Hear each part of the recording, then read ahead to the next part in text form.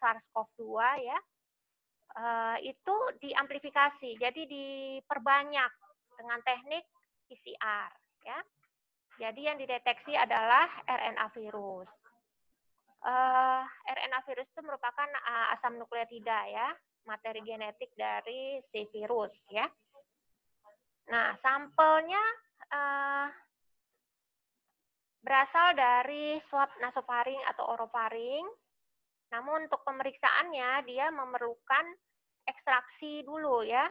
Jadi sebelum lanjut ke PCR, dia harus dilakukan ekstraksi RNA terlebih dahulu. Nah, pada saat PCR dapat dideteksi dengan menggunakan zat warna ya, biasanya suatu zat warna fluoresen ya. Ya nanti akan dapat dideteksi oleh alat PCR-nya. Nah, sayangnya untuk tes swab ini memerlukan ruangan, peralatan, dan keahlian khusus ya. Jadi tidak sembarang orang bisa mengerjakan ini dan tidak semua laboratorium bisa melakukan pemeriksaan ini ya. Kalau kita lihat gambar di sebelah kanan itu dia memerlukan suatu biosafety cabinet ya namanya ya, box ya untuk pengerjaan.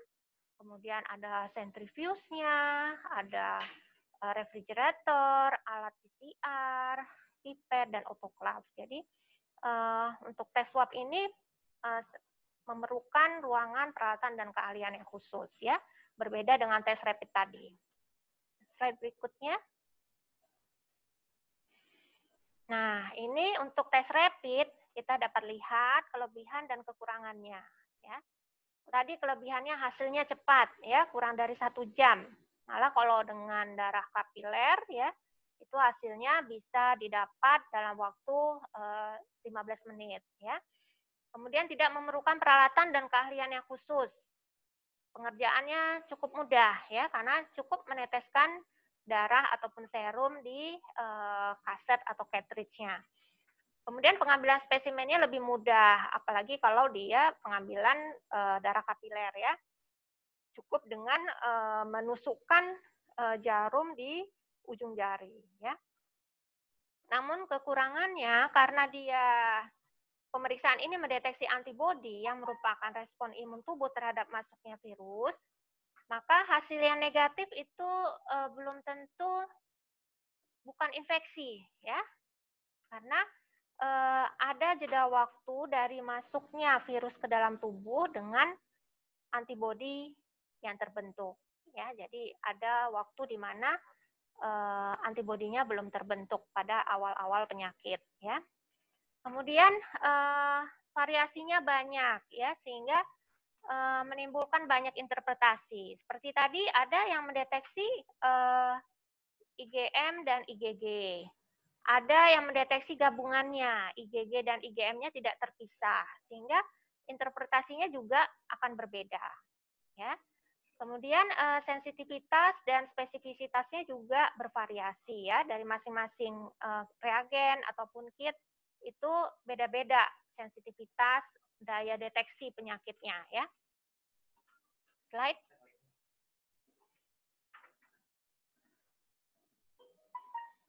Ya, kalau ini kelebihan dan kekurangan dari tes swab.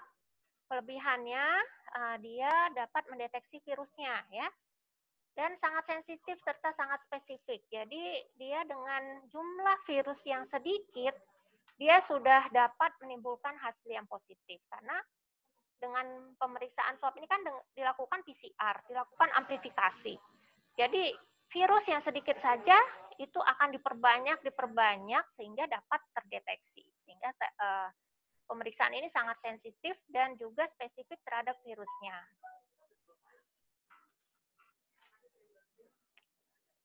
Nah, selain itu tes swab ini merupakan baku emas adanya infeksi SARS-CoV-2 ini ya. Jadi namanya baku emas, dia sebagai standar diagnostik ya untuk infeksi COVID-19 ini ya. Dan ini tes swab ini dapat dideteksi pada fase akut dari sejak hari pertama terinfeksi. Kekurangannya seperti tadi sudah dijelaskan bahwa dia memerlukan ruangan, peralatan, dan tenaga yang khusus dan terlatih. ya. Jadi tidak sembarangan laboratorium dan tidak sembarangan orang yang bisa melakukan pemeriksaan ini. Hasilnya lebih lama, ya, bisa lebih dari 5 jam karena didahului dengan ekstraksinya dulu. Itu ekstraksinya aja butuh 2-3 jam. Kemudian untuk PCR-nya aja butuh 3 jam sampai 4 jam. Ya. Kemudian pengambilan spesimennya cukup sulit dan beresiko tinggi, ya, karena pengambilan spesimen dari swab tenggorok ataupun swab nasofaring, ya, memerlukan pengambilannya memerlukan teknik atau keahlian khusus, harus diambil oleh tenaga yang terlatih, kemudian tenaga yang mengambil juga harus menggunakan APD yang lengkap, ya, karena dapat menimbulkan aerosol, ya, yang dapat menularkan ke si pengambil spesimen. Slide berikutnya.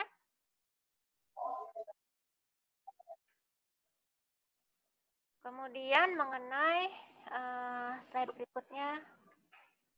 Ya, ini mekanisme kerja tes rapid. Sebenarnya ini salah satu contoh aja yang saya tampilkan di sini, ya. Sebenarnya tergantung dari kit atau reagen yang digunakan, macam-macam, ya. Jadi step pertama adalah pengambilan darahnya. Kalau yang digambar ini adalah menggunakan darah kapiler, ya. Jadi darah ujung jari ditusuk dengan lancet, ya, dengan memperhatikan antiseptik, ya, dan antiseptik daerah situ. Diambil, ditusuk jarinya, kemudian dikeluarkan darahnya dan disedot dengan pipet. Nah, pipet darah yang ada di pipet di step ketiga kemudian akan dimasukkan ke dalam tabung, ya, yang sudah mengandung buffer, ya. Kemudian dimix, dicampur, baru kemudian diambil 2-3 tetes, ditambahkan ke lubang sampel, ya, di step kelima tuh yang di ada panahnya, ya. Nah, di situ diteteskan 2-3 tetes. Kemudian ditunggu sampai 8-10 menit, ya. Baru kemudian diperhatikan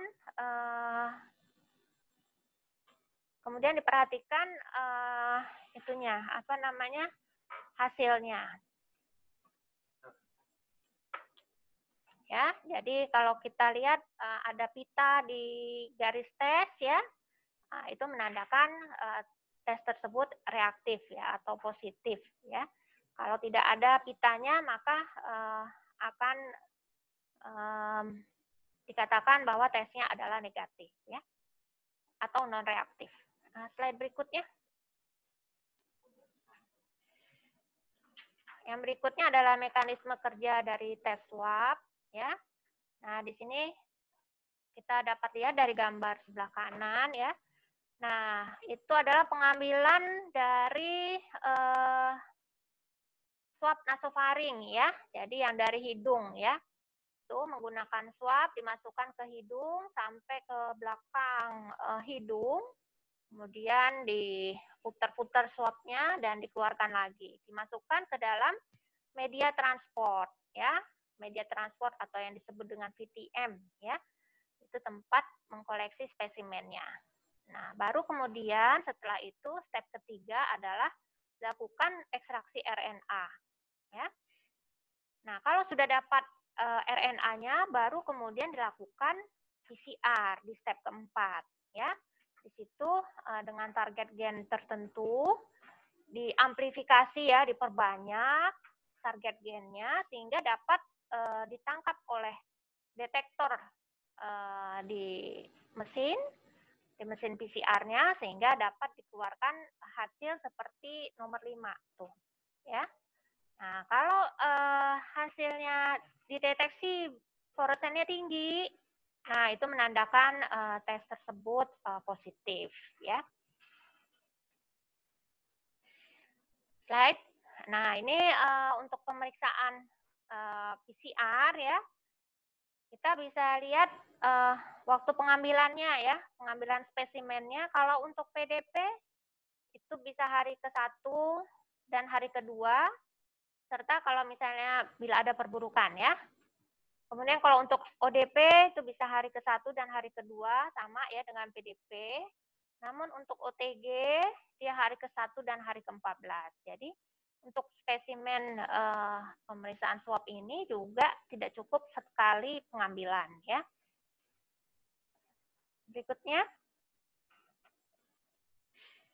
Nah, ini adalah target gennya. Jadi yang diperbanyak di proses PCR-nya adalah target gennya tuh macam-macam tuh.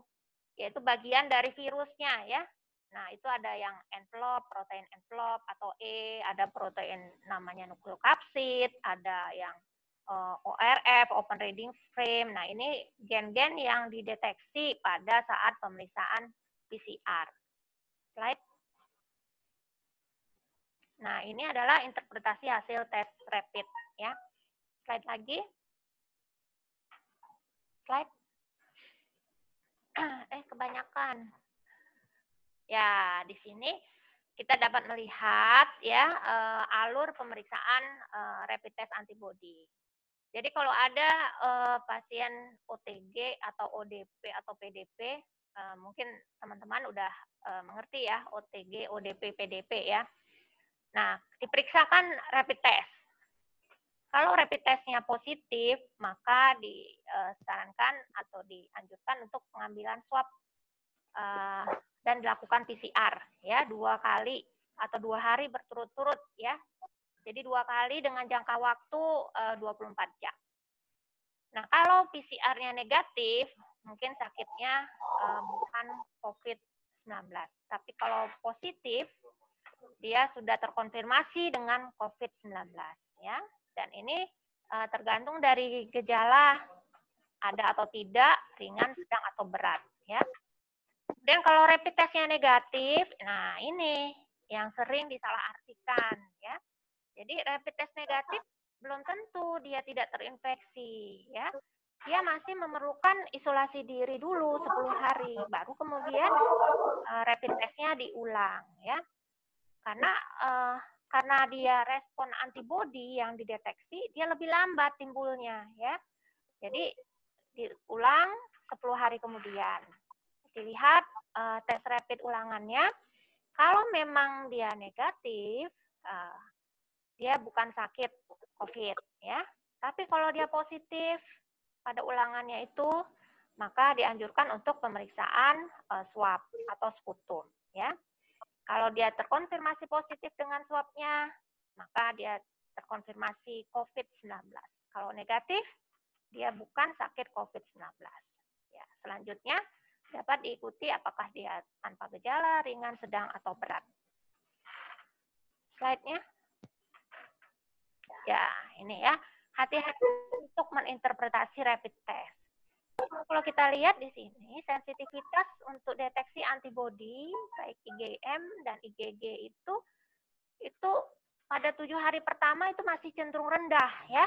Jadi antibodi yang dibentuk masih levelnya masih rendah, sehingga bisa menyebabkan false negatif pada pemeriksaan rapidnya. Ya, pada penelitian Tan dan kawan-kawan dia melaporkan bahwa kalau IgM ini muncul pertama pada hari ke-7, kemudian dia akan meningkat sampai hari ke-28 dan mulai menurun pada hari ke-42. Sedangkan kalau IgG itu munculnya baru hari ke-10 dan akan meningkat sampai hari ke-49. Ya, jadi di sini teman-teman harus memahami bahwa hasil yang negatif pada screening ya, pada pasien yang tanpa gejala itu tetap harus hati-hati dalam pelaporan dan interpretasinya ya. Jangan menganggap dirinya aman dulu ya, tapi tetap dijaga pakai APD ya, social distancing, kalau perlu isolasi di rumah selama 10 hari untuk kemudian dilakukan tes ulang ya. Slide. Kebanyakan. Ya. Nah, ini interpretasi hasil tes rapidnya ya, macam-macam ya. Kalau ini dari penelitian di Wuhan ya. Jadi di sini dia memakai pemeriksaan yang dibedakan IgM dan IgG-nya ya. Jadi kalau tes swab-nya negatif tetapi pasien masih dicurigai menderita COVID, maka dilakukan tes rapid ya, IgM dan IgG secara bersamaan. Di sini kita lihat kalau hasilnya IgM positif, IgG-nya negatif, mungkin diduga ini sebagai infeksi yang akut ya, tetapi perlu diuji lagi sekitar 1 minggu kemudian. Kalau IgG-nya jadi positif, maka dia dapat dikonfirmasi sebagai infeksi akut ya. Nah, kalau IgM dan IgG-nya positif, nah itu diduga sebagai infeksi akut, tapi perlu diuji lagi, diulang lagi sekitar 1 minggu kemudian untuk melihat peningkatan titer dari IgG-nya yang bisa lebih sampai 4 kali ya. Ini menandakan bahwa dia ada infeksi akut atau infeksi baru. Kemudian kalau IgM-nya negatif, IgG-nya positif, maka bisa jadi IgG-nya false positif atau positif palsu, atau ada infeksi sebelumnya ya, di mana infeksinya sudah lampau ya, atau sudah lama gitu. Jadi IgM-nya sudah menghilang, tinggal IgG-nya. Namun kalau IgM dan IgG-nya keduanya negatif, diulang lagi 1 minggu, 10 hari ya, 7 sampai 10 hari kemudian kita lihat lagi. Kalau tetap negatif, ya kemungkinan dia adalah tidak terinfeksi ya. Tapi kalau positif, maka dilanjutkan dengan tes swab lagi ya. Berikutnya.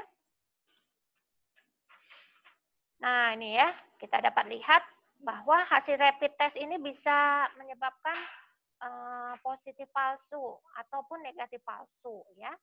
Positif palsu bisa karena cross reaksi terhadap antibodi yang lain ya, yang mirip-mirip virusnya.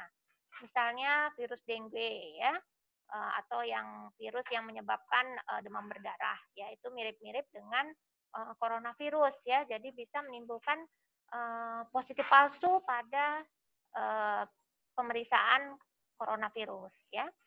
Kemudian false negatifnya bisa terjadi karena memang antibodinya pada saat pengambilan sampel itu belum terbentuk. Seperti tadi sudah dijelaskan bahwa pada saat masuk virus dengan timbulnya antibodi itu ada jeda ya. Jadi ada jeda di mana antibodi belum terbentuk ya. Nah, itu bisa menyebabkan false negatif, atau pada pasien-pasien di mana daya imunnya menurun ya. Misalnya pada pasien penderita AIDS ya, atau HIV, atau pasien-pasien yang minum obat yang menimbulkan menekan daya tahan tubuhnya, seperti pada pasien autoimun ya, dia mendapat obat-obat tersebut, itu juga bisa menimbulkan false negatif. Atau bisa juga kadar antibodinya belum melewati batas deteksi alat ya, jadi kadarnya masih rendah sehingga tidak terdeteksi oleh alat. Slide berikutnya. Nah, untuk yang swab ya, untuk swab juga bervariasi ya, tergantung dari kit ataupun reagen, dia mendeteksi mendeteksi bagian dari virusnya yang mana gitu ya. Nah, di sini kita bisa lihat nih bahwa berbagai macam nih bisa timbul interpretasinya ya. Bisa terdeteksi kalau semua bagian dari protein virusnya bisa terdeteksi, itu disebut positif ya. Bisa juga hasilnya tidak terdeteksi kalau memang tidak terdeteksi virusnya ya. Namun bisa juga hasilnya invalid ya. Kalau hasil invalid ini dia kontrolnya tidak terdeteksi ya.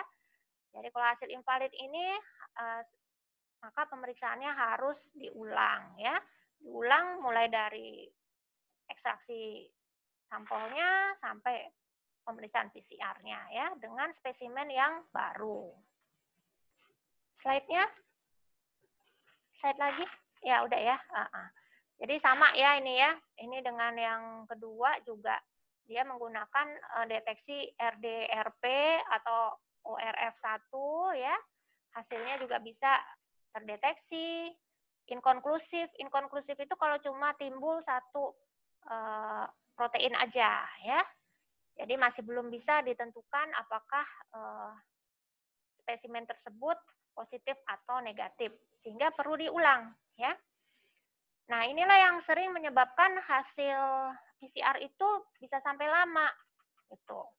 Jadi kalau normalnya itu bisa dalam waktu 6 jam sampai 8 jam keluar hasilnya, tapi untuk hasil-hasil yang inkonklusif ini dia diperlukan pemeriksaan ulangan sehingga bisa keluarnya bisa di hari berikutnya baru selesai ya.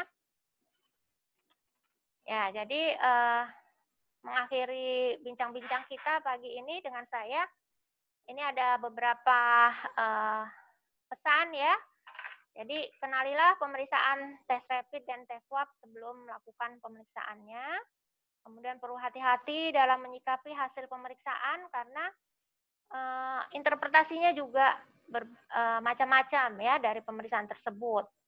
Kemudian hasil negatif tidak berarti Anda tidak terinfeksi. Jadi tetap jaga jarak, cuci tangan, pakai masker, kemudian harus bisa ulang juga ya, dan konsultasikan hasil pemeriksaan Anda. Mungkin itu aja dari saya.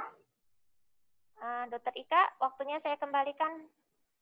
Baik, terima kasih Dokter Yusra atas paparannya yang sangat komprehensif dan mudah-mudahan bisa banyak sudah menjawab pertanyaan yang rekan-rekan sekalian sudah sampaikan di WA Group sebelumnya ya.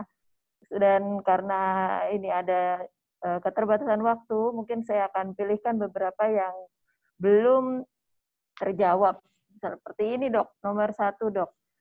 Kalau untuk meyakinkan diri bahwa bebas dari COVID-19, jadi tes apa yang pertama kali dilakukan? Jadi peserta ini kelihatannya ingin tahu kalau dia ingin meyakinkan diri bahwa dia bebas, itu apakah cukup dengan rapid atau malah harus swab? Seperti itu dok. Ya, terima kasih atas pertanyaannya. Ini bisa dua-dua ya, jadi tergantung pasiennya apa nih, orang apakah ada riwayat kontak sebelumnya ataukah ada gejala. Nah, bisa awalnya sih bisa dilakukan rapid ya, tapi kalau misalkan dia ada kontak, ada gejala batuk demam, kita langsung dilakukan pemeriksaan swab. Jadi sangat tergantung pada kondisi pasien ya. Oh, baik dok. Kalau untuk berapa besar efektivitas rapid test untuk orang yang tanpa gejala, jadi bagaimana ya dok? Nah, ini pengalaman ini ya. Kalau saya kan itu waktu positif yang pertama ya. Nah, pada saat 2 minggu setelah swab positif di swab kedua dan swabnya lagi ketiga. Pada hari 2 minggu setelah itu dilakukan rapid test. Nah, dia negatif hasil rapid testnya, padahal swabnya itu pernah yang positif. Jadi ambil kesimpulan berbeda nih antara tes swab dengan tes rapid itu beda. Kalau tes swab itu adalah virus antigen ya deteksi, tetapi rapid itu jadi respon dari tubuh si pasiennya. Jadi bisa saja responnya tidak terjadi respon di dalam tubuhnya untuk membentuk antibodi, antibodi tidak muncul. Bisa juga levelnya sangat sedikit sehingga di bawah batas deteksi pemeriksaan atau pemakaian alatnya. Seperti itu dokter Ika. Ya, jadi agak terputus-putus itu tadi dok, jawaban yang terakhir dok. Coba sebentar dari admin bisa memperbaiki. Jadi tadi untuk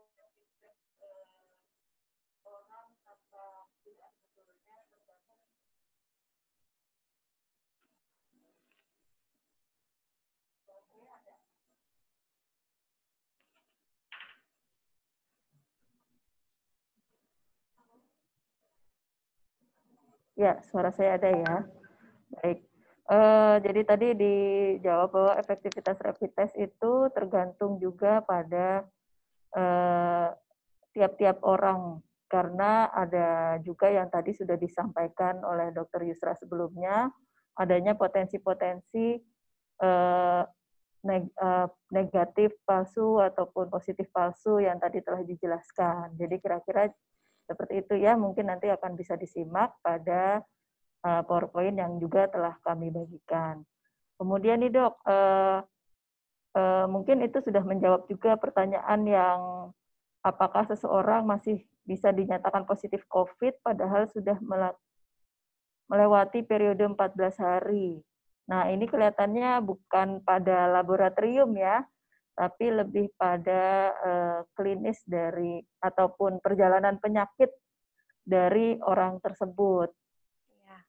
Kemudian ditanyakan lagi nih dok, jika ada satu positif rapid, hasil swab-nya belum keluar, sebaiknya kapan dilakukan pemeriksaan rapid ke petugas lain? Nah, ini masalah timing, dok. Mungkin Ya. bisa lebih dijelaskan lagi kapan kita melakukan tes apa yang dilakukan apabila ada satu positif di rapidnya.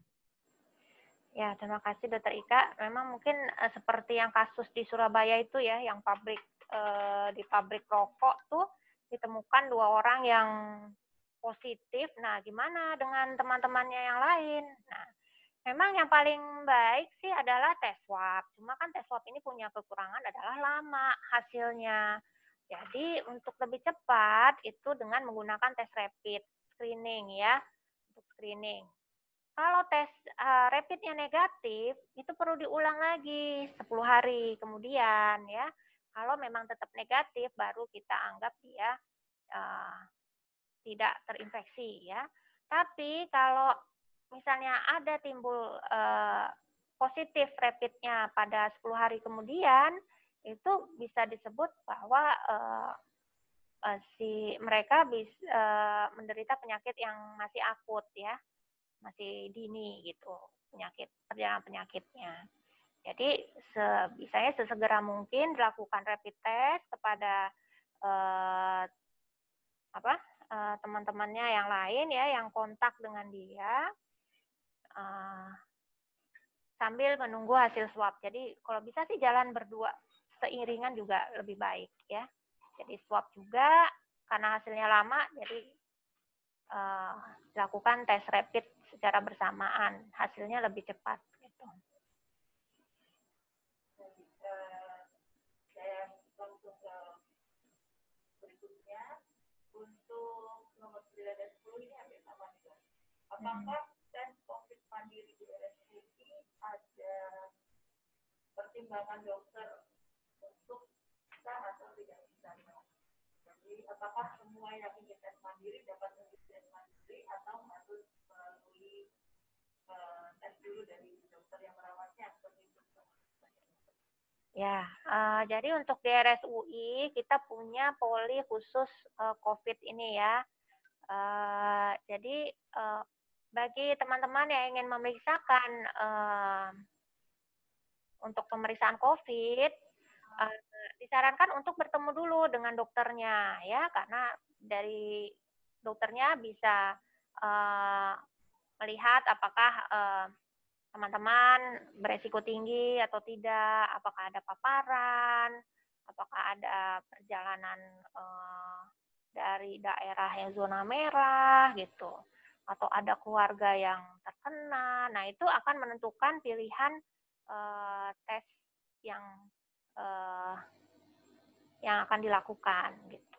Jadi tetap perlu melalui dokter kalau kita namanya polimelati ya. Nanti mungkin Ibu Yuni yang lebih paham karena beliau yang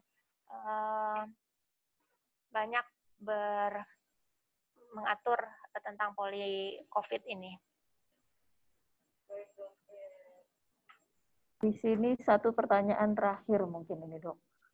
Untuk pasien setelah melakukan swab, kira-kira apakah ada resikonya dok Jadi ada kekhawatiran kalau habis pemeriksaan swab nanti terjadi resiko seperti hidung tersumbat dan lain-lain. Mungkin gimana nih, Dok? Ya, setiap tindakan tentu ada resikonya, ya. Swab ini karena dia melakukan memasukkan benda ya atau swabnya ke dalam rongga hidung ataupun rongga mulut. Nah, itu bisa menimbulkan ya efek sampingnya. Tapi enggak, ini kalau misalnya dia si pengambil spesimennya itu melakukan kurang hati-hati ya atau tidak secara gentle pengambilan spesimennya, itu bisa menimbulkan perdarahan ya. Kemudian kalau untuk yang rongga mulut dari tenggorok itu bisa menimbulkan rasa ingin mual, muntah gitu ya, tapi hanya sebatas itu sih. Tidak berat ya untuk efek samping ini.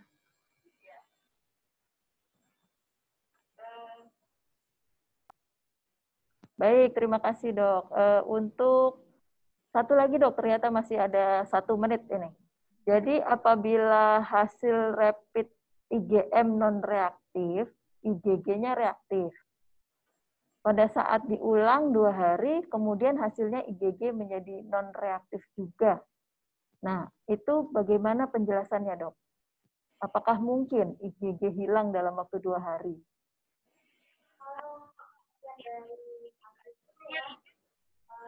IgG hilang dalam 2 hari sih sepertinya tidak mungkin. Tetapi kan ini kan pemeriksaan rapid ini macam-macam nih, mereknya macam-macam, terus yang dideteksi juga macam-macam, variasinya sangat besar, sehingga sensitivitas dan spesifisitasnya juga berbeda-beda nih antar tes. Nah, itu yang perlu diperhatikan oleh dokter yang memeriksa, juga harus menyadari hal itu bisa terjadi hal yang tidak sinkron ya, seperti kasus yang ini. Gitu.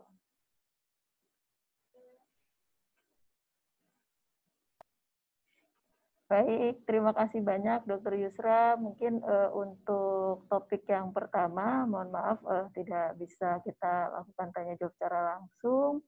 Beberapa pertanyaan yang sudah dijawab dan ada mungkin yang belum terjawab, sebetulnya karena lebih pada teknis dan menyangkut perjalanan penyakitnya, nanti akan kita akan adakan bicara sehat yang berikutnya, mungkin akan kita masukkan juga pertanyaannya ke sana.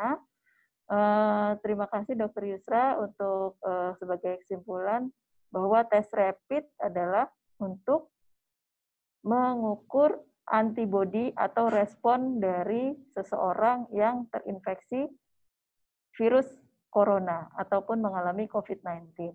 Sedangkan tes pemeriksaan swab atau yang dilanjutkan dengan pemeriksaan PCR itu adalah untuk memeriksakan antigen atau virusnya itu sendiri. Jadi bisa kita katakan bahwa tes pemeriksaan antigen ini bersifat lebih langsung, sedangkan pemeriksaan antibodi bersifat tidak langsung dan juga membutuhkan waktu pada saat perjalanan penyakitnya sudah sampai seseorang tersebut mengeluarkan perlawanan terhadap virus yang masuk ke dalam dirinya. Beberapa kita tadi dengarkan bahwa tes rapid itu juga bermacam-macam alatnya, untuk sensitivitas dan spesifitasnya juga bermacam-macam, sehingga itu bisa mempengaruhi hasil dari pemeriksaan tes rapid. Sedangkan untuk tes swab ataupun PCR memang membutuhkan waktu yang lebih lama. Masing-masing dari pemeriksaan tersebut ada keuntungan dan kekurangan masing-masing, mungkin bisa akan saling melengkapi, dan semoga apa yang disampaikan hari ini dapat menambah wawasan dari sahabat-sahabat RSUI sekalian. Demikian, terima kasih banyak Dr. Yusra. Mungkin sambil bersiap-siap kita akan pindah ke pembicara berikutnya. Terima kasih, Dok. Sambil menunggu pembicara berikutnya, saya sampaikan kembali bahwa Bicara Sehat adalah salah satu wadah edukasi RSUI, Rumah Sakit Universitas Indonesia, suatu rumah sakit yang berlokasi di Depok, tepatnya di Universitas Indonesia Kampus UI Depok. Dan kami selalu berkomitmen untuk selalu menyediakan edukasi kesehatan secara berkesinambungan dan komprehensif. Yang berikutnya akan berbicara adalah seorang dokter, juga seorang perawat yang hits di RSUI. Tadi sudah disebut oleh Dr. Yusra ya, kita punya poli melati di Rumah Sakit UI ini. Poli melati itu adalah salah satu cara dari RSUI untuk mengamankan pelayanan di RSUI. Kita akan melakukan screening terhadap pasien-pasien yang akan berobat di RSUI sehingga aman baik bagi pasien maupun bagi kita semua. Juga untuk pengantar pasien akan menjadi lebih aman dengan adanya screening tersebut. Nah, Dr. Astuti Yuni Nursasi, Sarjana Keperawatan, Manajer Keperawatan RSUI, akan membawakan topik mengenai peran keluarga. Nah, ini seru banget nih pasti. Peran keluarga dalam isolasi mandiri di rumah. Baik, tanpa memperpanjang waktu, tentunya Ibu Yuni ini adalah salah seorang staf pengajar di Fakultas Ilmu Keperawatan UI dan sudah lama berkecimpung di Fakultas Keperawatan tersebut. Juga di Rumah Sakit UI, beliau menjabat sebagai manajer keperawatan dasar dan komunitas. Ya, silakan Bu Yuni. Dr. Ika. Assalamualaikum warahmatullahi wabarakatuh.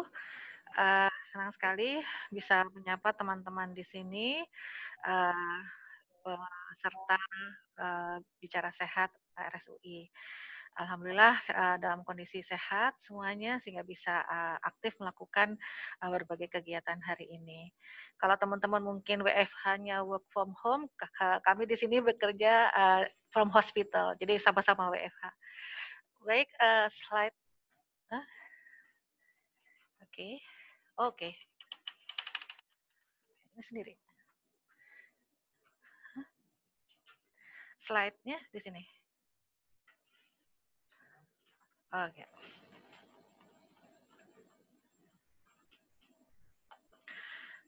Hari ini saya diminta untuk membicarakan tentang bagaimana isolasi mandiri ini bisa berhasil atau sukses dengan dukungan dari keluarga.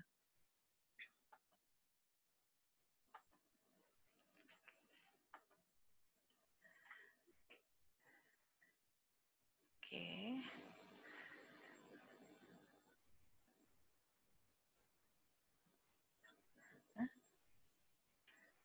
Baik. Mana? Kok nggak bisa? Hah?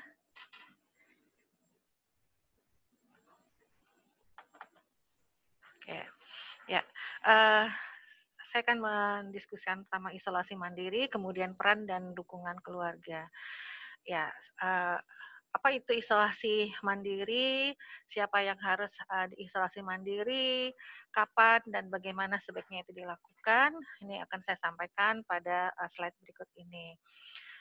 Secara pengertian, isolasi itu adalah memisahkan orang yang mengalami penyakit menular dari orang yang sehat. Jadi kalau dalam masa pandemi COVID-19 ini, bahwa kita dapat melakukan isolasi ini untuk memisahkan orang yang telah diketahui positif COVID dari orang yang sehat. tadi mungkin sudah mendengar penjelasan dari Dokter Yusra bahwa bisa saja positif namun tanpa mengalami gejala. Nah, sehingga untuk bisa melakukan isolasi ini adalah diperlukan kesadaran gitu, keikhlasan dari orang yang ternyata dikonfirmasi positif dari hasil laboratoriumnya karena bertujuan untuk menurunkan risiko penularan COVID-19 melalui pembatasan kontak dengan orang lain. Nah, isolasi mandiri ini dapat dilakukan di rumah atau di tempat khusus. Ya, mungkin teman-teman audien sudah pernah mendengar Wisma Atlet bisa digunakan untuk isolasi mandiri. Kemudian hotel-hotel juga menawarkan paket-paket dengan tarif hemat untuk melakukan isolasi mandiri. Nah, itu bisa kita lakukan. Nah, tapi kapan bisa dilakukan isolasi mandiri ini? Gitu. Isolasi mandiri itu bisa dilakukan apabila orang yang terkonfirmasi positif ini itu dalam kondisi kesehatan yang stabil, jadi tidak mengalami keluhan kesehatan atau gangguan kesehatan. Kemudian ada anggota keluarga yang dapat melakukan perawatannya di rumah. Ya. Kemudian diharapkan ada ruangan khusus yang dapat membatasi gerak orang yang terkonfirmasi positif ini, ya terpisah dari anggota keluarga lain atau orang lain dalam rumah yang sama. Kemudian diharapkan juga anggota keluarga ini memiliki alat pelindung diri yang sesuai dan cukup, ya minimal masker dan sarung tangan. Kalau masker yang sudah tidak ada, bagaimana? Kita bisa menggunakan sapu tangan untuk menggantikan fungsi dari masker ini. Selanjutnya, apabila keluarga juga sudah dapat memastikan kebersihan saluran pernafasan dari yang terkonfirmasi positif ini, itu akan lebih baik lagi sehingga tidak ada batuk atau kondisi sakit tenggorokan yang dialami oleh orang yang terkonfirmasi positif ini. Kemudian keluarga itu bisa melakukan etika batuk, mempertahankan kebersihan tangan dan kebersihan lingkungan. Itu merupakan sesuatu yang membuat jaminan bahwa isolasi mandiri ini bisa dapat dilakukan dengan baik. Kemudian diharapkan juga isolasi mandiri ini dilakukan di rumah yang tidak memiliki anggota keluarga dengan risiko tinggi mendapatkan komplikasi. Ya, contoh lanjut usia, orang dengan kondisi penyakit jantung, penyakit paru, ginjal, ya, DM, kanker atau keadaan imunitas yang menurun. Itu akan lebih dianjurkan untuk tidak melakukan isolasi mandiri di rumah yang sama apabila terdapat anggota keluarga yang memiliki risiko-risiko tersebut. Kemudian sebaiknya juga ada komunikasi yang baik antara fasilitas kesehatan atau petugas kesehatan di fasilitas kesehatan terdekat dengan keluarga. Sehingga kalau ada kondisi-kondisi perburukan atau validasi informasi yang diperoleh oleh keluarga itu bisa dilakukan.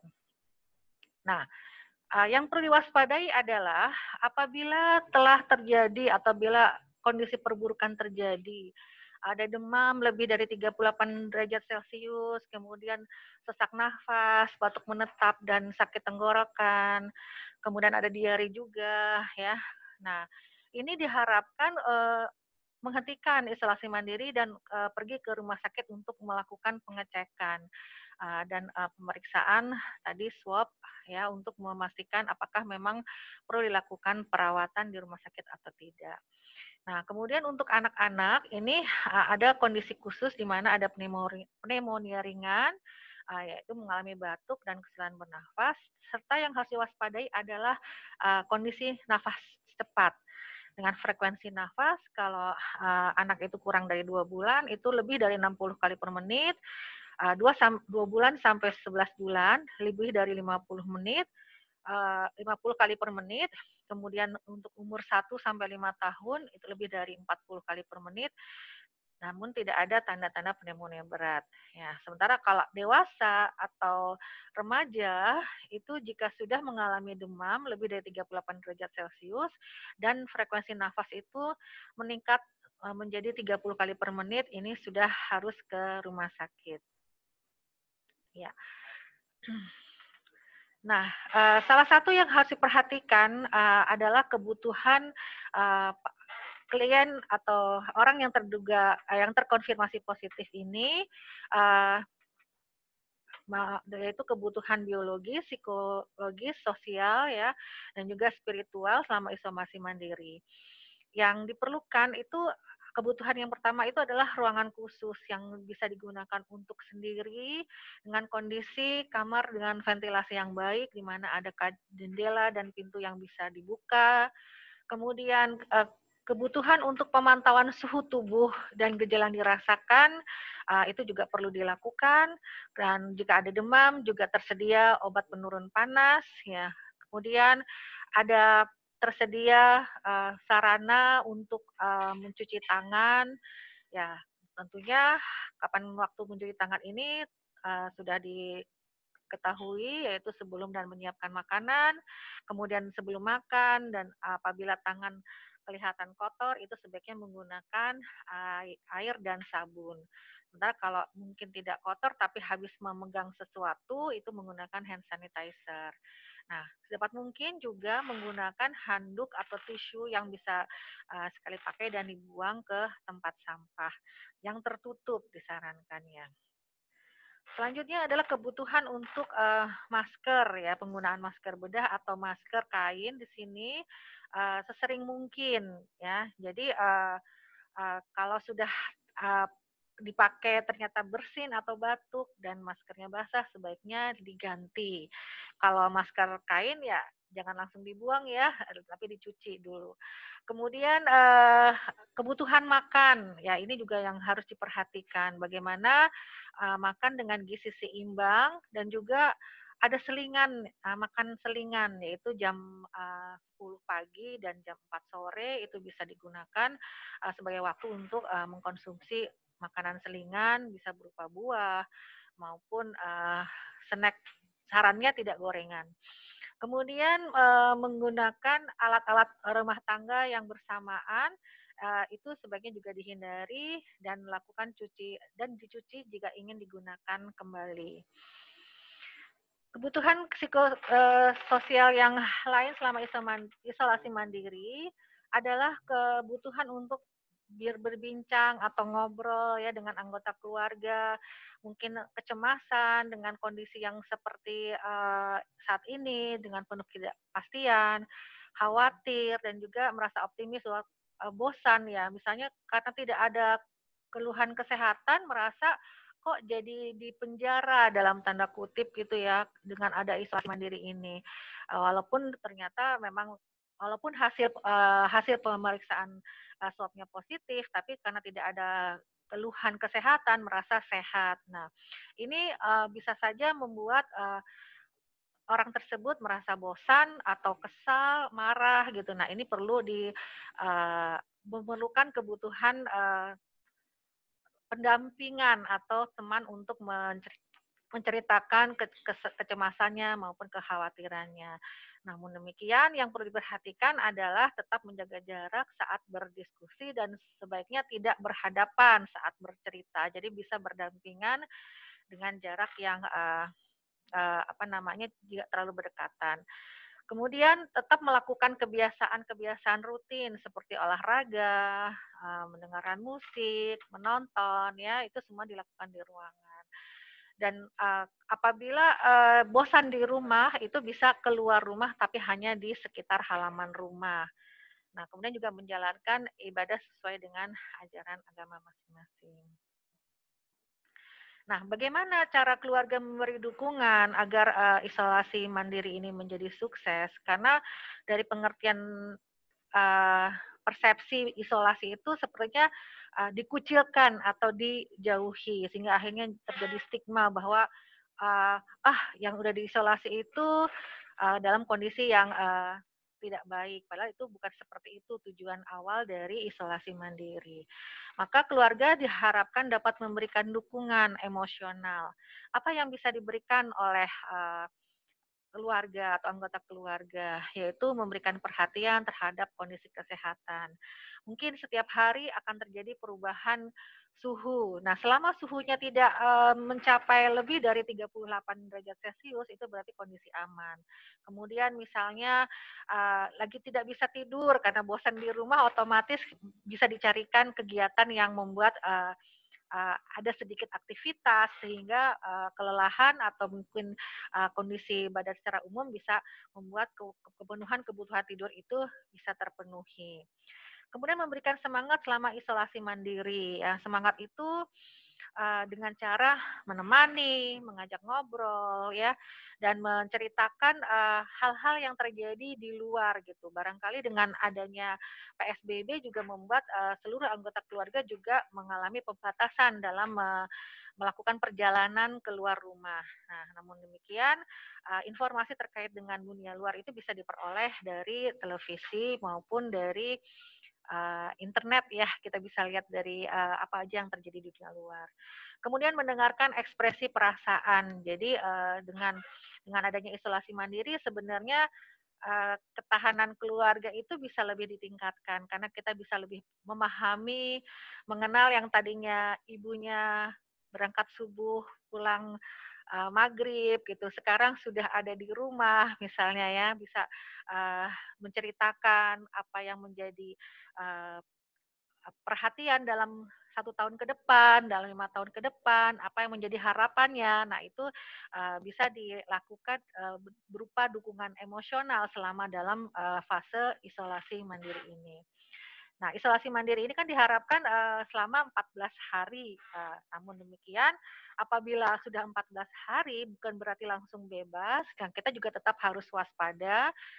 Jika memang sudah 14 hari, bisa dilakukan pemeriksaan ulang. Nah, kalau sudah hasilnya negatif gitu, maka diperlukan 2 kali hasil negatif baru bisa dinyatakan itu bebas atau sudah tidak uh, menjadi sumber penularan. Namun demikian, uh, orang tersebut perlu waspada, jangan sampai ketularan dari orang lain gitu. Nah ini yang kenapa isolasi mandiri ini tetap harus dilakukan dalam range atau dalam skala yang tidak terlalu ketat lagi seperti di awal kalau sudah hasil pemeriksaan swabnya negatif. Kemudian juga keluarga bagaimana memberikan dukungan emosional yaitu dengan menemani atau hadir saat diperlukan. Ya, ini yang mungkin dalam satu keluarga itu ya alhamdulillah kalau anaknya banyak ya atau anggota keluarganya besar. Dulu ada ini apa namanya mitos ya, bukan mitos. Ada pepatah banyak anak banyak rezeki. Nah, ternyata di situ rezekinya. Jadi yang menemani itu bisa bergantian. Jadi tidak hanya fokus pada satu orang. Selain dukungan emosional, keluarga juga diharapkan mampu memberikan dukungan penghargaan.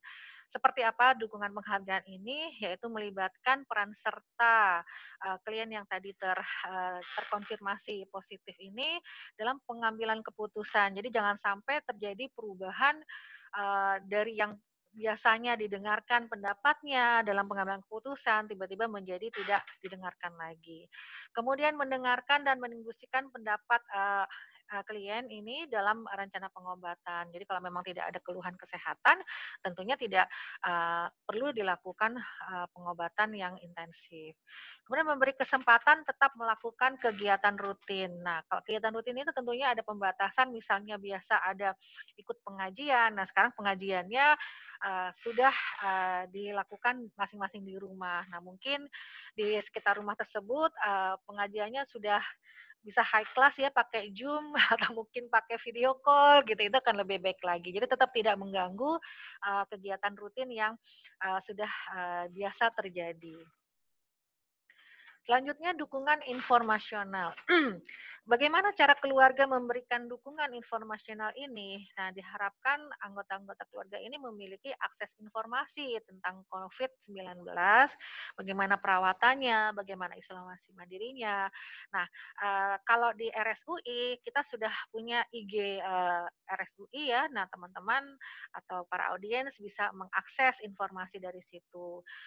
Kemudian juga diharapkan keluarga dapat membuat jejaring komunikasi dengan fasilitas pelayanan kesehatan terdekat, sehingga jika ada informasi yang mungkin tidak sesuai atau tidak masuk akal bisa divalidasi, sehingga merasa lebih aman. Kemudian mendapatkan berbagai media edukasi kesehatan yang dapat digunakan bersama di keluarga. Nah, ini mungkin saat melakukan pemeriksaan kesehatan bisa meminta beberapa media edukasi kesehatan seperti leaflet atau brosur sehingga dapat digunakan sebagai sumber informasi. Kemudian memvalidasi informasi yang diterima ke pelayanan kesehatan agar tidak terjadi kebingungan. Nah, ini penting bagi keluarga untuk memiliki nomor telepon pelayanan kesehatan yang bisa dihubungi jika ada pertanyaan-pertanyaan terkait dengan perawatan isolasi mandiri. Kemudian untuk dukungan yang berikutnya adalah dukungan instrumental, yaitu di mana keluarga itu memenuhi semua kebutuhan dari anggota keluarga yang terkonfirmasi positif, mulai dari menyiapkan ruangan atau kamar khusus ya yang memiliki pencahayaan dan ventilasi yang baik. Nah, cuma rasanya agak sulit ya kalau di daerah Jakarta ini memiliki ruangan yang ventilasinya baik. Kalau zaman dulu itu rumah itu harus menghadap ke timur supaya masuk cahaya mataharinya. Cuma sekarang mau madep kiri, mau madep kanan itu sudah biasa. Sehingga apa yang bisa kita lakukan yaitu dengan membuat genteng kaca gitu ya sehingga cahaya bisa masuk. Nah, ventilasi seperti apa? Kalau ventilasi tidak bisa diperoleh di dalam ruangan, maka yang terduga yang sudah terkonfirmasi positif ini yang mencari ventilasi gitu. Mungkin setiap 2 jam dia akan keluar rumah. Kemudian saat ada sinar matahari dia melakukan mandi cahaya matahari gitu ya. Itu bukan di luar negeri saja kita tapi di Indonesia juga kita bisa sunbathing. Kemudian menyiapkan perlengkapan perlindungan diri seperti masker, handscoon atau sarung tangan, hand sanitizer, itu yang bisa dilakukan sebagai wujud dukungan instrumental dari keluarga. Menyiapkan makanan bergizi seimbang, ya dalam hal ini bisa buah, sayur, dan tentunya makanan-makanan dengan protein yang cukup jadi seimbang gizinya. Kemudian menemani saat kontrol ke rumah sakit atau menemani atau hadir saat diperlukan oleh klien. Nah, apabila keluarga sudah dapat memberikan dukungan dukungan tadi berupa dukungan emosional, dukungan penghargaan, dukungan informasional dan instrumental, rasanya anggota keluarga yang sudah terkonfirmasi positif ini bisa melalui isolasi mandiri ini dengan tanpa merasa dikucilkan atau sampai akhirnya menjadi depresi karena tidak puas dan bertanya-tanya kenapa dia harus ada di rumah. Mungkin itu yang bisa saya sampaikan. Ini tadi dokter bisa sedikit menyinggung bahwa ini adalah post screening yang ada di rumah sakit UI yang bertujuan untuk men-screening pasien-pasien atau pengunjung yang mau ke rumah sakit sehingga kalau memang sudah ada terduga terinfeksi mungkin tidak bisa masuk ke rumah sakit tapi dilakukan perawatan di Polimelati yang ada di luar area rumah sakit. Nah, ini Rumah Sakit Universitas Indonesia berharap kapan-kapan para audiens bisa hadir di sini menyaksikan kembali bagaimana RSUI yang sudah bebas COVID. Insya Allah dalam waktu dekat. Ya, mungkin itu yang bisa saya sampaikan. Assalamualaikum warahmatullahi wabarakatuh.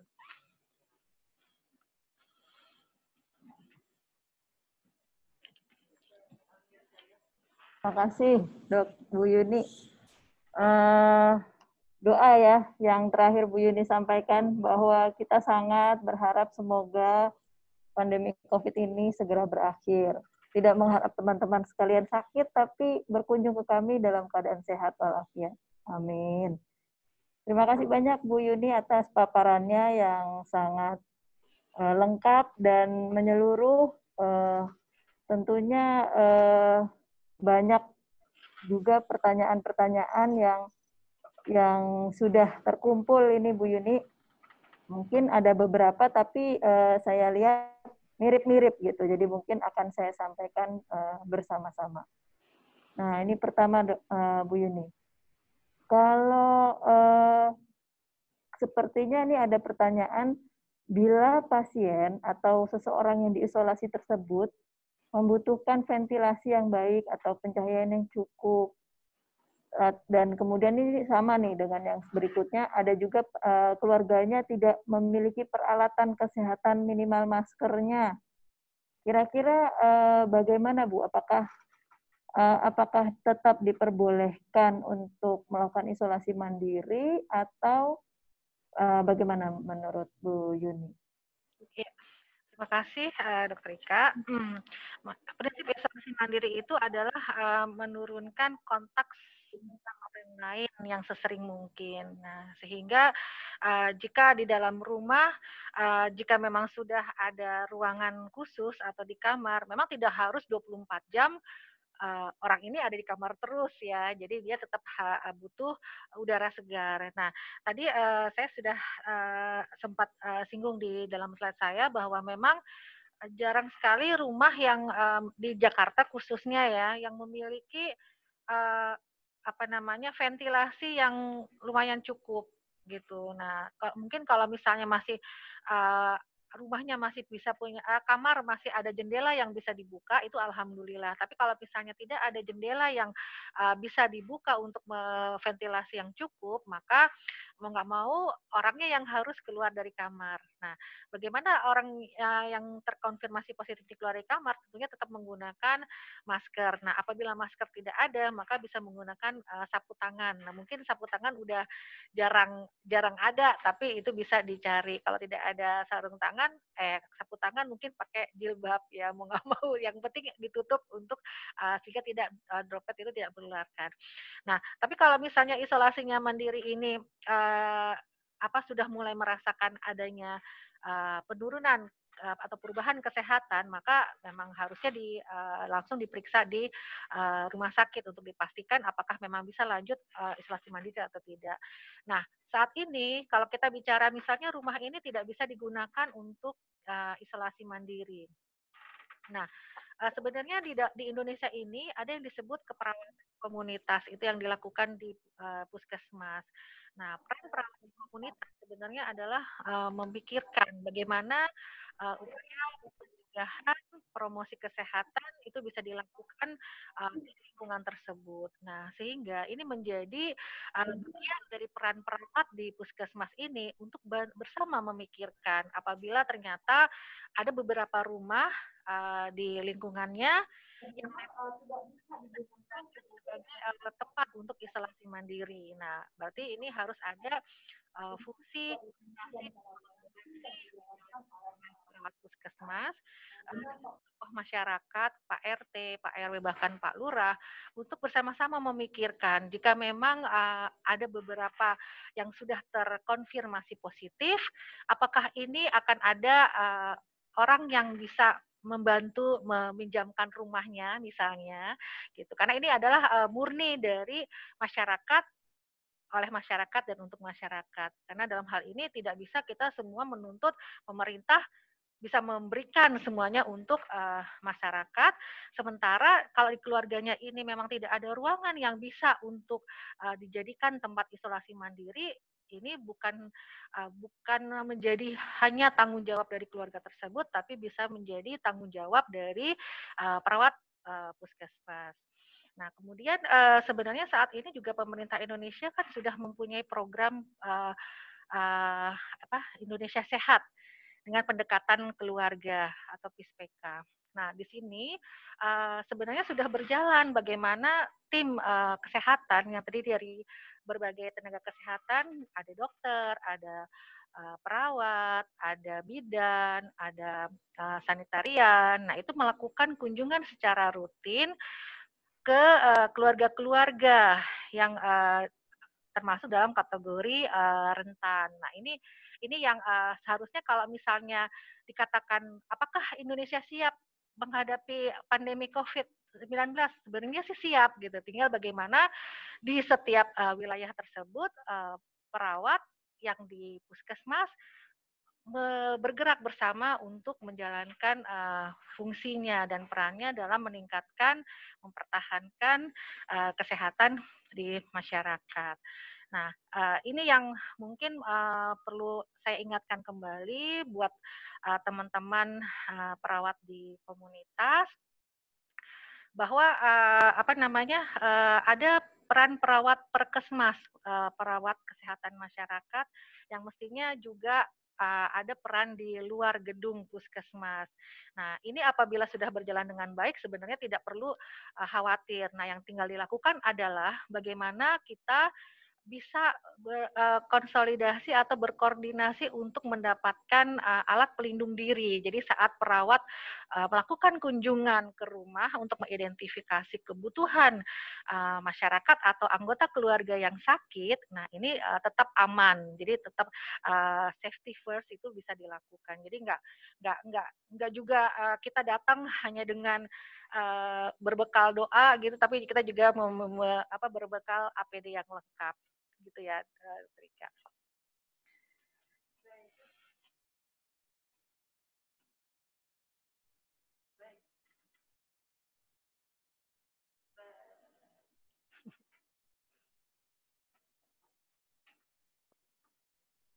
Baiklah, terima kasih Bu Yuni atas penjelasannya. Jadi kalau kita tidak memiliki fasilitasnya, artinya kita bisa saling membantu di antara kita ya. Jadi untuk masyarakat diingatkan kembali bahwa dengan isolasi mandiri artinya kita bukan artinya mengucilkan orang tersebut. Bahkan sebaiknya kita harus bersikap sebagai supporting system dalam suatu masyarakat. Karena kembali lagi ke untuk Indonesia ini kan kita sudah terkenal dengan jiwa gotong royongnya. Jadi mungkin kita kembali untuk bisa mengingat dan juga melaksanakan cara gotong royong tersebut, sehingga kita bisa membantu mungkin rekan-rekan kita yang perlu melakukan isolasi mandiri. Dan mungkin ini berikutnya Bu Yuni, itu kita kalau sudah ada pola komunikasi modern seperti sekarang, mungkin lebih mudah untuk dilakukan. Tapi terkadang masih ada daerah-daerah yang untuk alat komunikasinya masih belum optimal. Nah, kira-kira bagaimana nih tips dan triknya untuk tadi perawat ya yang bisa membantu untuk rekan-rekan kita yang sedang isolasi mandiri, namun tanpa alat komunikasi modern seperti saat yang kita jalankan sekarang. Terima kasih Dokter Ika buat pertanyaannya, bagus sekali ya di sini. Kayaknya nih yang bertanya adalah perawat komunitas yang sangat concern dengan kesehatan di masyarakatnya. Nah, tadi saya sudah menyinggung ada program Indonesia Sehat dengan pendekatan keluarga, kemudian ada program perawatan kesehatan masyarakat. Itu sebenarnya kalau berjalan dengan baik, maka tidak ada, maksudnya sudah bisa langsung bisa dilakukan secara automatically gitu. Kenapa? Karena dengan program perawatan kesehatan masyarakat yang baik, tentunya kita sudah punya wilayah binaan yang disebut dengan wilayah binaan. Jadi satu perawat itu mungkin punya binaan bisa 1 kelurahan atau 2 kelurahan. Nah, sehingga sudah teridentifikasi orang-orang atau relawan-relawan yang kita sebut kader yang bisa membantu memperluas informasi atau mengidentifikasi nih kebutuhan masyarakat semasa pandemi ini. Nah, kemudian juga dulu kita punya program, bukan dulu, kita bisa melakukan program yang dasawisma. Setiap 10 rumah itu menjadi tanggung jawab kader gitu, itu juga bisa kita lakukan. Sehingga informasi terkait COVID ini bisa dilakukan tidak hanya dengan alat komunikasi yang canggih, tapi memang mode-nya manual gitu. Manual artinya kita datang ke rumah-rumah, tapi kembali lagi tentunya kalau misalnya ke rumah, kalau misalnya ibu kader kayak pakai APD kok berlebihan ya gitu. Jadi mungkin ibu kader tetap datang, tapi di depan rumah misalnya menanyakan jika memang perlukan informasi terkait COVID atau penanganan COVID-19 ini selama isolasi mandiri, maka Puskesmas sudah menyiapkan media edukasi atau brosur-brosur yang berisi informasi apa yang harus dilakukan oleh masyarakat. Sehingga ibu kader hanya datang ke rumah keluarga ini, memberikan brosur dan mungkin bisa dengan jarak yang sesuai ditetapkan supaya tidak menghindari terjadinya penularan. Karena kan mungkin juga kita tidak bisa ngeblame kalau oh nanti saya datang ke rumah itu, nanti saya ketularan, itu tidak bisa otomatis seperti itu. Maka saat datang ibu kader pun akan menggunakan masker dan yang di rumah juga menggunakan masker sehingga tetap terjadi komunikasi.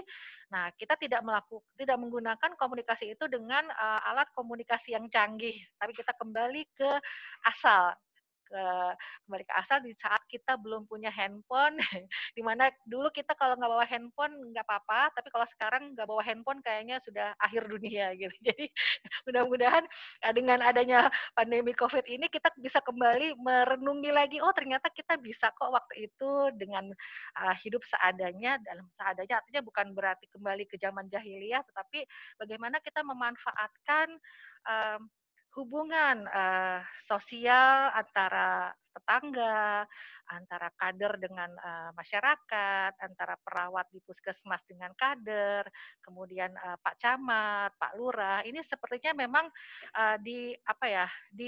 distimulasi dengan coronavirus ini, distimulasi oleh coronavirus ini supaya masyarakat Indonesia lebih kuat lagi. Karena masyarakat Indonesia terkenal dengan tadi gotong royong gitu. Jadi kalau ada yang susah di satu rumah, di salah satu wilayahnya, maka semua orang pun ikut guyup untuk membantu memberikan pertolongan. Jadi untuk tidak tersedia internet atau media komunikasi itu bisa diselesaikan dengan cara manual gitu. Kita hadir namun tetap melakukan perlindungan agar tetap aman. Gitu ya Dokter Ika. Baik, terima kasih Bu Yuni. Jadi jangan patah semangat ya teman-teman yang mungkin berada di daerah yang belum optimal alat komunikasi, tetap bisa melakukan untuk pembinaan terhadap isolasi mandiri ini dengan tetap menjaga jarak aman, kemudian ya kita usahakan dengan APD yang ada, terus kemudian juga sudah menyiapkan media edukasi yang dapat membantu penyampaian informasi yang akan diberikan. Nah, berikutnya ada pertanyaan tentang apabila masih ada teman ataupun di lingkungan kita yang agak tanda kutip bandel gitu ya Bu Yuni ya. Bandel, masih kumpul-kumpul sama keluarga, terus kemudian masih bandelnya ada dua nih Bu. Satu bandel masih kumpul-kumpul sama keluarga, terus ada juga yang bandelnya adalah dia habis bepergian tidak mau lapor, tidak mau isolasi mandiri. Jadi ini hampir sama ya, sama-sama menghadapi mungkin hal yang tidak kita inginkan. Bagaimana tipsnya nih Bu ini? Iya, baik. Kalau tadi disebut ada beberapa kondisi yang bandel gitu, ini mungkin bisa kita lihat lagi penyebabnya apa sih bandelnya ini? Memang tidak tahu atau ini sok kuat gitu ya, itu akan beda ininya, akan beda perlakuannya. Jadi sebagai orang yang dianggap ahli dalam kesehatan dibandingkan dengan masyarakat lain, maka kita harus memiliki ekstra kesabaran dalam memberikan edukasi atau pengertian kepada masyarakat. Tentunya saat memberikan pengertian ini kita nggak bisa pakai cara yang selalu keras atau selalu mengancam, berisi ancaman, tapi juga kita bisa menggunakan cara persuasif atau dengan cara damai. Jadi artinya bahwa untuk pasien-pasien yang bandel ini bisa jadi karena memang dia tidak tahu bahayanya kenapa sih kok sampai harus ada jarak yang memisahkan saat kita berkomunikasi gitu ya, jarak aman. Kemudian kenapa harus pakai masker, padahal pakai masker itu nggak enak, bikin sesak napas gitu. Nah kemudian kenapa kok harus cuci tangan sering-sering. Nah kenapa inilah yang memerlukan kesabaran dari para ahli di bidang kesehatan ya, baik perawat maupun dokter atau ahli sarjana kesehatan masyarakat atau ahli gizi atau sanitarian untuk tetap memberikan informasi why-nya ini, mengapanya ini harus bisa dipahami oleh masyarakat. Nah, apabila ini sebenarnya sudah dilakukan, tentu kita lihat lagi apakah alat bantu yang kita gunakan selama memberikan informasi kesehatan itu sudah tepat. Kalau misalnya kita punya, kalau dulu pakai radio, nah sekarang kita pakai televisi, maka kita akan bisa mengajukan kepada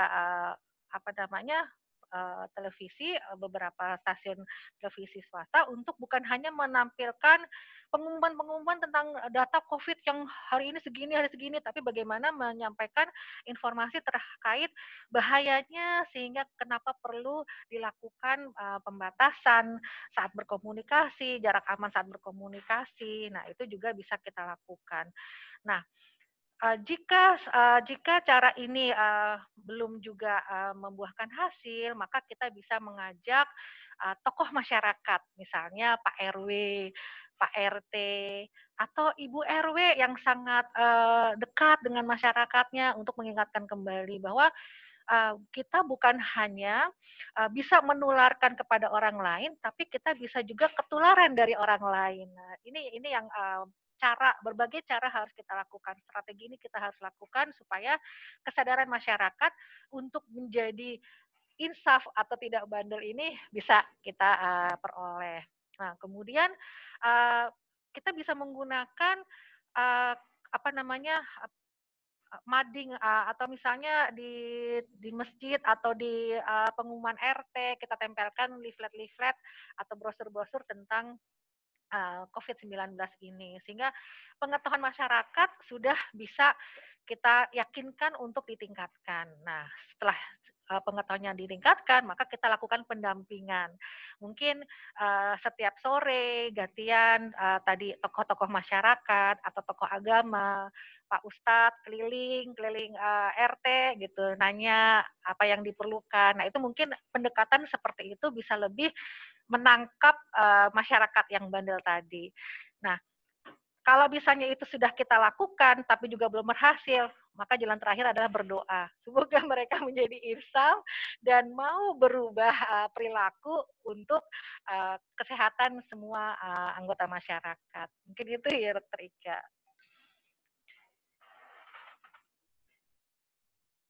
Ya, baik.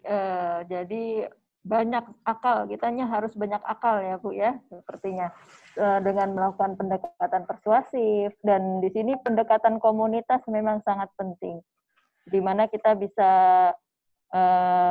menggunakan dan bersama-sama dengan tokoh masyarakat, kemudian juga media edukasi yang ada, kita optimalkan lagi dan kita aktifkan lagi sehingga bisa bersama-sama untuk menghadapi dan menjalani pencegahan COVID-19 ini.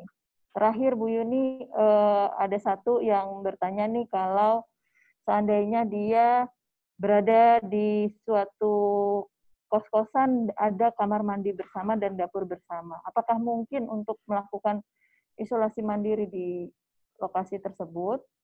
Nah, mungkin kalau di kos-kosan ya, tapi kalau misalnya di rumah sendiri nih, tapi di rumahnya tidak ada kamar mandi sendiri, jadi juga kamar mandinya bersama-sama, dapurnya bersama-sama.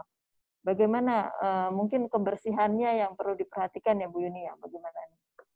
Iya, tepat sekali Dokter Ika. Bukan berarti bukan pasien orang yang terkonfirmasi positif ini habis mandi berarti dia menjadi sumber penularan gitu ya. Jadi memang kalau kamar mandinya hanya satu, maka bisa diberikan jeda berapa menit sehingga tadi mungkin misalnya masih ada kuman yang ketinggalan, itu bisa dibuang dulu dengan air yang mengalir di situ, misalnya kita bersihkan, kita siram-siram, jadi tidak harus dengan semprot-semprot desinfektan yang akhirnya seperti kita menjadi stigma yang secara tidak sadar ya, bahwa nanti kalau misalnya ada yang positif di rumah kita berarti pasti yang lainnya akan ketularan. Itu tidak juga seperti itu. Nah, untuk penggunaan dapur sendiri, memang kalau ternyata ibunya yang positif, nah di sini harusnya peran keluarga, fungsi afektif dari keluarga ini berjalan dengan baik. Jadi ibu nggak usah masak lagi, tentunya yang masak adalah orang lain. Jangan sampai ibu yang sudah positif ini juga harus masak gitu. Jadi kalau bisa ibu yang sudah terkonfirmasi positif ini hanya makan, gitu kan, disiapkan makan oleh anggota keluarga yang lain, sehingga dapur pun aman misalnya. Jadi tidak digunakan oleh orang yang terkonfirmasi positif. Jadi peran ibu, misalnya ibu yang sakit karena terkonfirmasi positif ini, walaupun tanpa gejala gitu, tetap fungsi perawatan di rumah, maksudnya pemenuhan kebutuhan nutrisi di rumah bisa dialihkan ke anggota keluarga yang lain. Nah, di sini memang untuk menjadi keluarga yang kuat itu memang tidak ada sekolahnya, tetapi di sini terasa sekali bahwa perawat keluarga itu sebenarnya diperlukan. Nah, cuma di Indonesia itu belum ada perawat keluarga. Nah, karena perawat keluarga ini levelnya udah spesialis, di mana keluarga perawat ini harus bisa memiliki kemampuan dalam memahami keluarga, menggunakan mengubah potensi yang ada di dalam keluarga itu untuk meningkatkan kekuatan keluarga itu sendiri. Nah, untuk itu saya berharap mudah-mudahan dengan adanya program Indonesia Sehat dengan pendekatan keluarga, banyak perawat-perawat yang tertarik untuk menjadi perawat keluarga, sehingga mulai dari awal membina rumah tangga itu siap menjadi ibu yang bagaimana bisa membuat keluarga yang sehat, cerdas anak-anaknya ya, jadi tahan terhadap sakit. Nah, tentunya seperti ini bisa sih diperoleh kalau keluarganya rajin ke puskesmas atau ke rumah sakit mencari informasi. Tapi bisa juga dibalik, di mana perawat keluarga itu bisa langsung datang ke rumah untuk memberikan asuhan atau tindakan keperawatan pada anggota-anggota keluarga yang memang membutuhkan. Nah, diharapkan dengan saya sih melihat positif dari kondisi ini, bahwa pandemi COVID ini mengajarkan banyak hal pada kita, bagaimana kita mencoba ikhlas untuk berbagi, sabar untuk tidak mendapatkan apa yang kita inginkan saat itu juga, dan juga mulai berlatih bagaimana memikirkan orang lain yang mungkin tidak seberuntung kita gitu. Ini yang menjadi tugas juga buat teman-teman perawat. Boleh ya saya hello buat teman-teman perawat, ada Bu Ata, ada Jojo di situ ya, ada Fitri. Nah, teman-teman perawat ini banyak sekali yang punya minat di keperawatan komunitas dan keluarga. Saya titip bagaimana bisa membuat masyarakat Indonesia ini menjadi lebih kuat. Kita belajar dari fase ini, masa pandemi ini, membuat teman-teman memiliki berbagai inovasi, sehingga tadi masyarakat yang bandel, yang sudah tahu positif tapi nggak mau isolasi mandiri, itu bisa kita minimalkan. Bagaimana kita menguatkan masyarakat dengan pelibatan tokoh masyarakat, tokoh agama, ini juga bisa menjadi salah satu kekuatan atau inovasi buat teman-teman perawat semua. Ya, mungkin itu Dr. Ika, terima kasih. Baik, terima kasih banyak Ibu Yuni atas sajiannya dan juga diskusinya yang luar biasa. Sangat menginspirasi kita semua, dan semoga juga membuat sahabat RSUI lebih paham bagaimana untuk menjalani isolasi mandiri di rumah. Isolasi mandiri ini mungkin juga menjadi salah satu jalan untuk memberikan kelegaan untuk rumah sakit supaya bisa lebih fokus kepada pasien-pasien yang membutuhkan. Walaupun isolasi mandiri ini tadi telah disampaikan oleh Ibu Yuni juga, selain dilakukan di rumah, mungkin juga dari masyarakat dan sumber daya lain mungkin bisa membantu di sekitar lingkungan rumahnya, mungkin bisa menyediakan tempat untuk bersama-sama bergotong royong bila ada rekannya yang membutuhkan isolasi mandiri tersebut. Kemudian juga bisa pilihan lain tadi yang sudah disediakan oleh pemerintah, dan juga mungkin ada lagi yang disediakan oleh swasta, dengan melihat tetap berhubungan dengan dokter ataupun fasilitas kesehatan, karena kita tetap harus memantau dan waspada dengan perjalanan penyakit ini, karena tentunya komunikasi penting untuk dipastikan komunikasi lancar antara pasien yang diisolasi mandiri tersebut dengan layanan kesehatan. Itu merupakan syarat utamanya. Selain daripada syarat-syarat lain seperti tempat dari isolasinya yang harus dengan ventilasi yang baik, terus kemudian juga ada salah satu keluarga yang bisa menjadi membantu ataupun turut merawat dari pasien tersebut, tentunya dengan tetap menjaga jarak aman, kemudian tetap menggunakan alat pelindung diri yang sesuai dengan situasi dan kondisinya. Terus kemudian perlu untuk selalu diingat kebersihan, terutama COVID-19 ini menular selain dari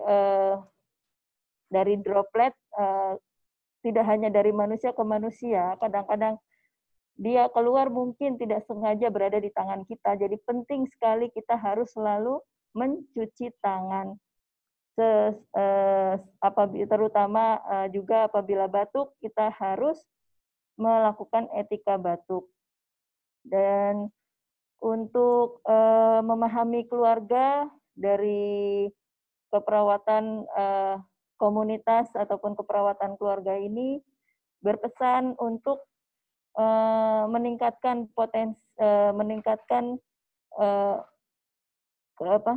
kemampuan dari rekan-rekan keperawatan sekalian, bahwa sangat menarik sekali sebetulnya ilmu untuk dapat meningkatkan potensi keluarga maupun potensi masyarakat untuk ikut membantu di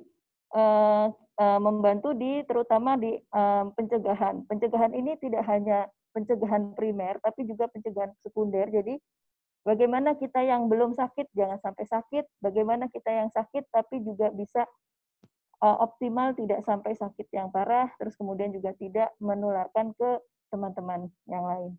Berbagai akar masalah harus kita identifikasi sehingga kita juga dapat memberikan solusi atas masalah-masalah yang kita hadapi bersama. Insya Allah dengan semangat gotong royong, saling bantu-membantu, tidak saling mengucilkan, kita akan bisa menuju ke Indonesia bebas pandemi, insya Allah. Demikian kami dari Rumah Sakit Universitas Indonesia, mohon maaf karena tidak bisa ada waktu untuk bertanya langsung, sehingga mungkin nanti kapan lagi kita bisa lakukan lagi kegiatan seperti ini. Insya Allah apabila ada hal-hal yang ingin disampaikan bisa dilanjutkan di WA group yang sudah kita sama-sama ada di dalamnya. Terima kasih banyak kepada narasumber Ibu Yuni, kepada rekan-rekan panitia sekalian. Kita sama-sama masih belajar, mungkin mohon maaf apabila dalam pelaksanaan acara ini masih ada hal-hal yang kurang berkenan, baik secara teknis maupun secara isi. Kita sama-sama berdiskusi karena COVID-19 adalah suatu hal yang baru mulai Desember, sekarang baru mulai bulan April, sehingga masih banyak hal yang mungkin saat ini kita ketahui mungkin di saat yang akan datang bisa berubah, sehingga sama-sama kita belajar untuk menjadi lebih baik ke depannya. Demikian, billahi taufiq wal hidayah. Assalamualaikum warahmatullahi wabarakatuh.